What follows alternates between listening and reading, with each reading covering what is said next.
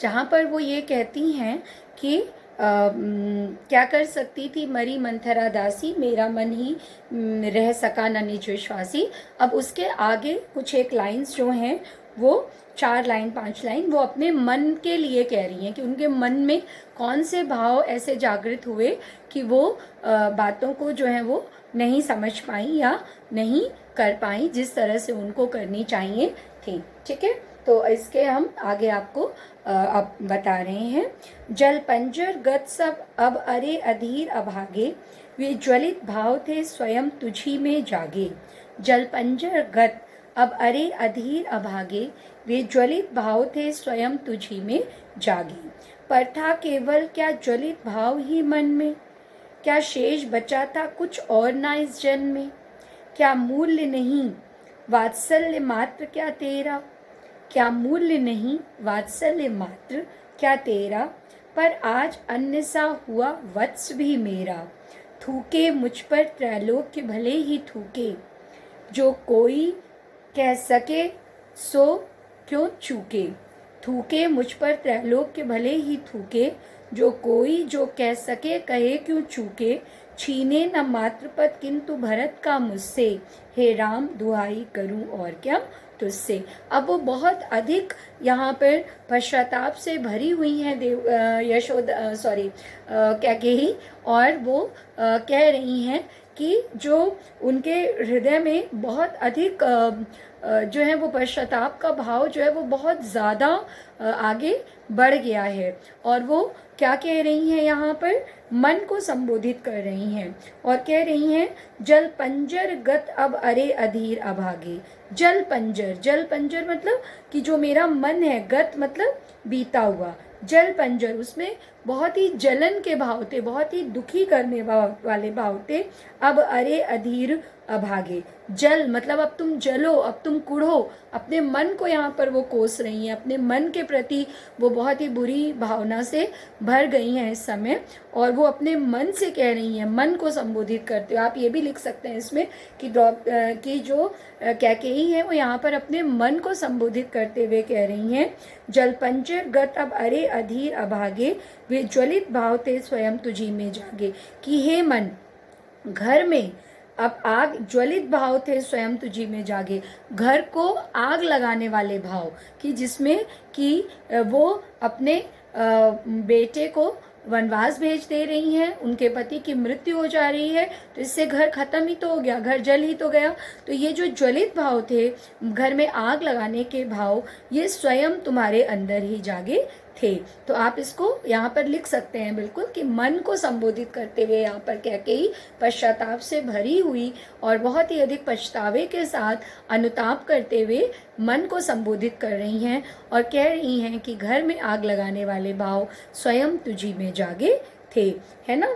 जल पंजर गत अब अरे अधीर अभागे, और ऐसा लगता है कि तुम जल मतलब तुम ईर्ष्यालु हो, तुम्हारे अंदर जलने का भाव है। यदि वह ज्वलित भाव थे स्वयं तुझी में जागे, पर था केवल क्या ज्वलित भाव ही मन में, कि ये जो ईर्ष्या करने का भाव है मेरे मन में, ये जो जाग गया था, ये जो ऐसा कह रहा है, क्या केवल तुम आश्चर्य नहीं हो रहा है मुझे कुछ भी कि जो ये ज्वलित भाव तुम्हारे मन में जाग गया था, ईर्ष्यालु भाव जाग गया था, अन्यथा तुम ये नहीं तो तुम ऐसा करने से क्यों मना करते, तुम ऐसा करने को मुझे क्यों कहते। फिर देखिए आगे क्या कहती हैं, पर था क्या केवल ज्वलित भाव ही मन में, क्या शेष बचा था कुछ न और इस जन्म में। लेकिन जो मैं ज्वलित भाव मेरे हृदय में आए, जो मुझे परेशान करने के और इतना बड़ा पाप करने के भाव मेरे मन में आए, क्या केवल वही भाव मेरे अंदर था, क्या कोई और मन को दुखी करने वाला भाव या किसी के प्रति प्रेम करने का भाव, क्या शेष बचा था कुछ ना और इस जन्म में। क्या मेरे मन में कोई और भाव नहीं था, किसी के प्रति सद्भाव का भाव नहीं था। कुछ मूल्य नहीं वात्सल्य मात्र क्या तेरा, पर आज अन्य सा हुआ वत्स भी मेरा। क्या जो मेरे साथ इतना सब कुछ हुआ वो सब किसके वशीभूत हुआ? अब वो दूसरी तरह से अपने मन को समझाते हुए और लोगों को बताते हुए कहती हैं कि असल में मेरे मन में उस समय ईर्ष्यालु भाव नहीं थे, बल्कि उनका मन जो था वो वात्सल्य के भाव से भर गया था, कि वो मेरे मन में वात्सल्य का भाव भर गया था। लेकिन क्या फायदा उससे? क्यों? क्योंकि पर आज अन्य सा हुआ वत्स भी मेरा, कुछ मूल्य नहीं वात्सल्य मात्र क्या तेरा। क्या मुझे अपने बेटे की माँ भी नहीं पुकारा जाएगा? क्या इतना सब मैंने जो किया सो तो किया, अब उसको तो बदला नहीं जा सकता है जो मैंने कर दिया। क्या कह रही है जो उन्होंने कर दिया उसको तो बदला नहीं जा सकता है, लेकिन क्या उनको वात्सल्य के भाव नहीं प्राप्त हो सकते? उसको माँ नहीं माना जा सकता भरत को? और पर आज अन्य सा हुआ वत्स भी मेरा। अन्य सा, अन्य मतलब आपको पहले भी मैंने बताया है दूसरी पोयम्स में, अन्य का मतलब होता है निराला, न्यारा, अलग, कि जो मेरा अपना बेटा था आज वो मुझे अपना नहीं कह रहा है। थूके मुझ पर त्रैलोक्य भले ही थूके, जो कोई जो कह सके कहे सो चूके।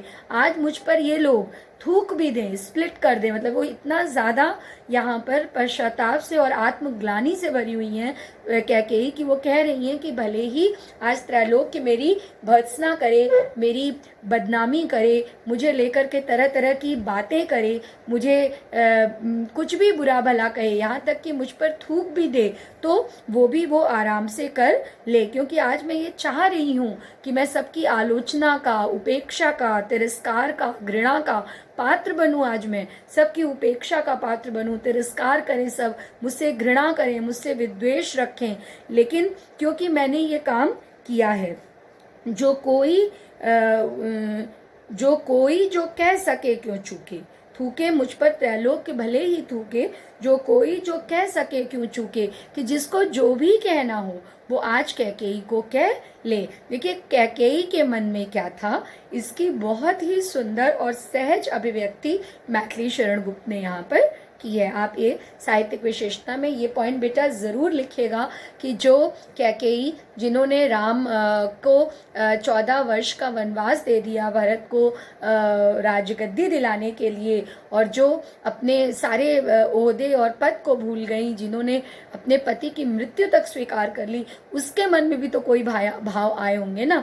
जब हम इस पोएम को पढ़ाते हैं तो मुझे ये हमेशा हर साल लगता है कि सही बात है, सब लोग जो गलती करता है व्यक्ति वो करता है, ज़रूर करता है, बहुत बुरा करता है, सबके साथ वो बुरा करता है, चाहे वो कैकेयी होती है और चाहे साधारण जन होता है, but there is some reason behind it.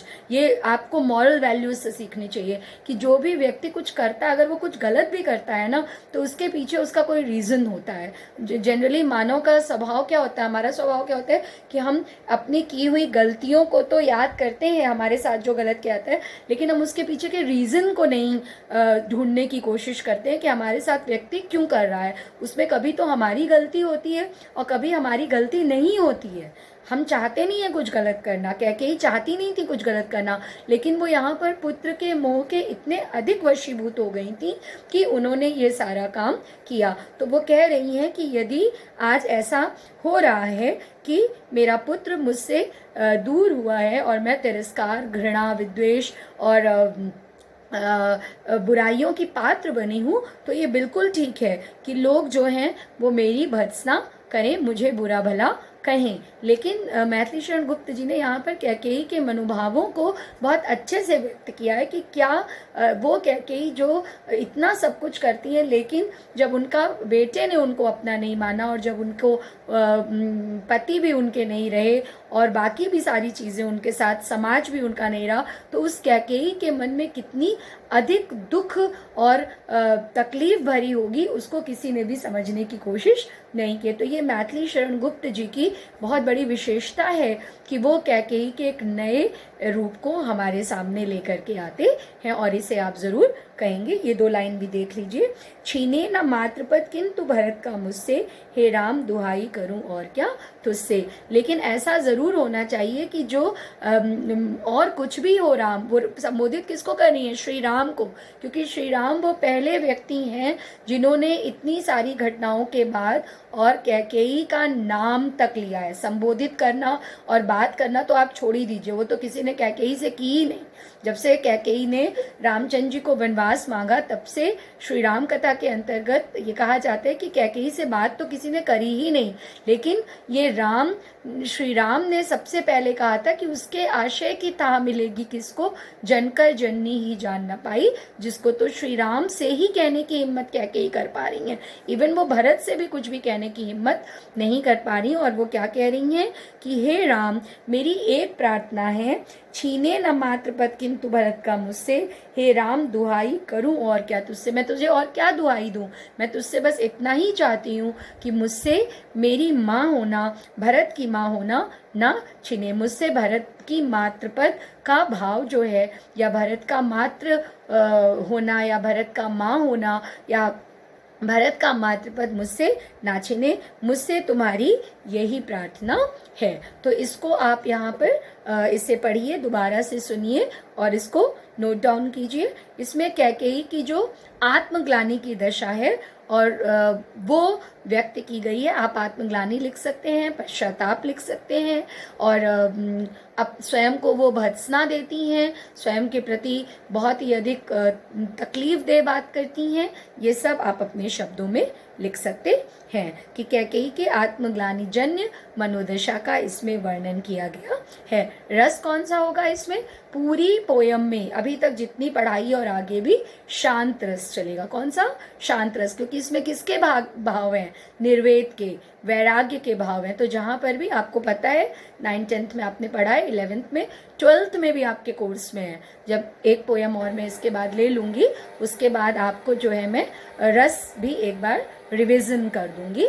तो आपको पता है कि शांत रस में निर्वेद स्थायी भाव होता है, तो शांत रस यहाँ पर है। और भाषा कौन सी है? भाषा साहित्यिक खड़ी बोली है। शैली कौन सी है? प्रबंध काव्य है, तो ये प्रबंधात्मक काव्य की शैली होगी। ठीक है, प्रबंधात्मक काव्य शैली, या आप काव्य लिख सकते हैं, प्रबंध काव्य। ठीक है, समझ में आ रहा है? Okay, I hope so. You have understood all the things, each and every line, each and every word. I am trying my best to give you कि आप मेरे आमने सामने होने के बावजूद, ना होने पर भी आप इस बात को समझ सकें और लिख सकें. So kindly note it down. Thank you.